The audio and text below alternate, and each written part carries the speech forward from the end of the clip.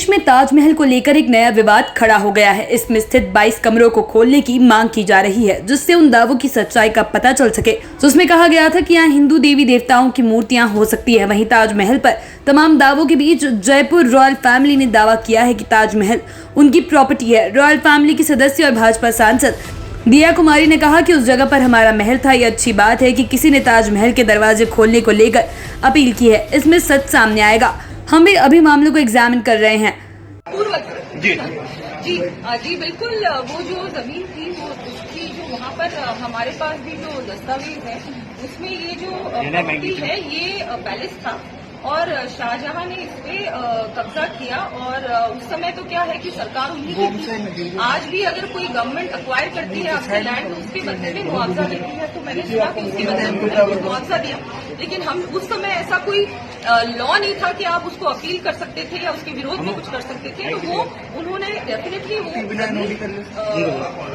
जयपुर पूर्व राज परिवार की जमीन थी। और आज भी ये जो स्थिति है बहुत अच्छा है कि इन्होंने किसी ने आवाज उठाई और पिटीशन फाइल की है।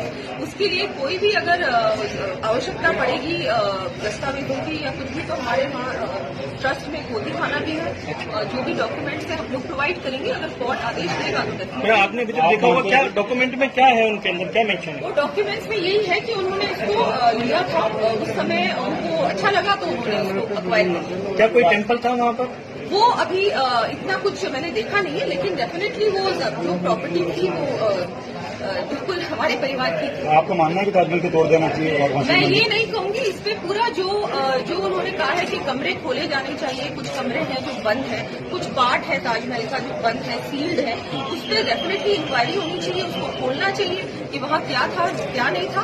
देखिए वो सारे फैक्ट्स तो तभी एस्टैब्लिश होंगे जबकि एक बार प्रॉपर उसकी इंक्वायरी होगी और कोर्ट आदेश देगा कि इसको डेफिनेटली इसमें पता करना चाहिए कि पहले क्या था। आप लोग भी कोई याचिका लगाएंगे इसको लेके सेंटर हम लोग देख रहे हैं इसको एग्जामिन।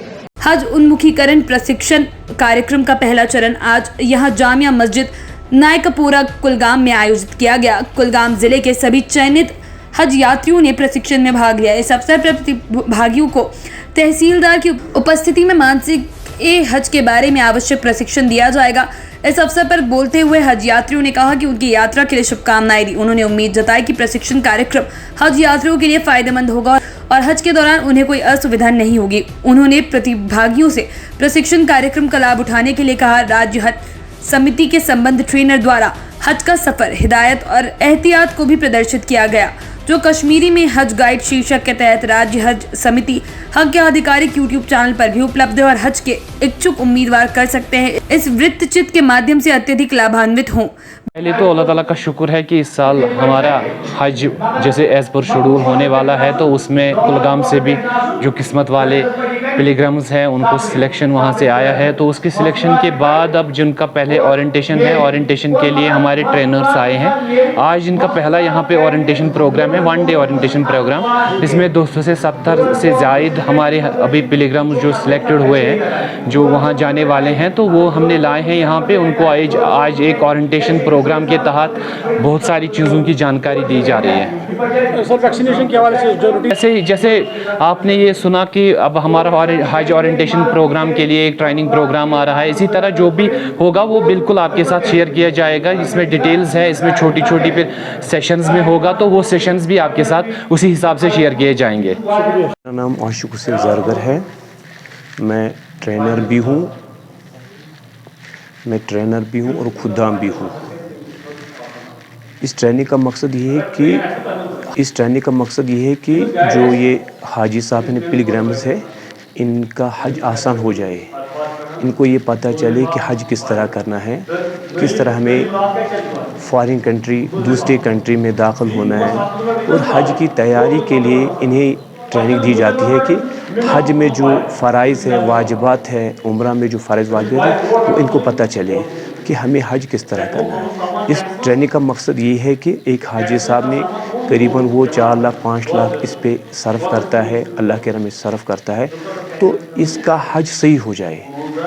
तो इस ट्रेनिंग का ये मकसद है कि इनका हज सही हो जाए, इनका उम्रा सही हो जाए। इसीलिए ये ट्रेनिंग यहाँ दी जा रही है ताकि एक हाजी साहब हज की वजह से, उम्रा की वजह से परेशान न हो।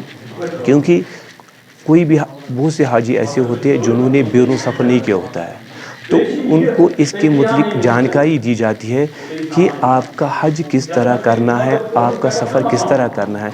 इसलिए हमें गवर्नमेंट ने इसके लिए नॉमिनेटेड सिलेक्ट किया है ताकि हमें ट्रेनिंग दी जा रही है। मैं आज ही रात को बम्बई हज कमेटी से आया हूँ, रात के 12 बजे मैं यहाँ पहुँचा हूँ।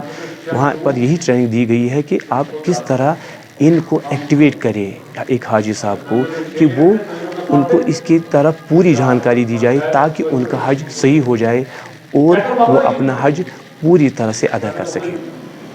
अभी उसका ऐलान नहीं हुआ, जो ही ऐलान हो जाए गवर्नमेंट की तरफ वैक्सीनेशन का तो उसके मतलब भी उनको मैं जानकारी दूँ। मैंने वो कार्ड अपने साथ लिया है कि उनको कब करना है, तो एज ए खुदा मैं उनको इतला भी करूँगा, एज ए ट्रेनर मैं उनको इतला भी करूँगा सही वक्त पर। गवर्नमेंट भी थ्रू मीडिया से इनको बाखबर करेगा कि किस डेट पर इनको वो वैक्सीनेशन करनी है, कि कौन कौन से जो भी इनके जो कागजात है, डॉक्यूमेंट्स है, उसके बारे में इनको बार बार मुत्तला किया जाता है कि कौन कौन सा डॉक्यूमेंट इनको अपने साथ रखे ताकि इनको सफ़र करने में कोई दिक्कत ना आ जाए।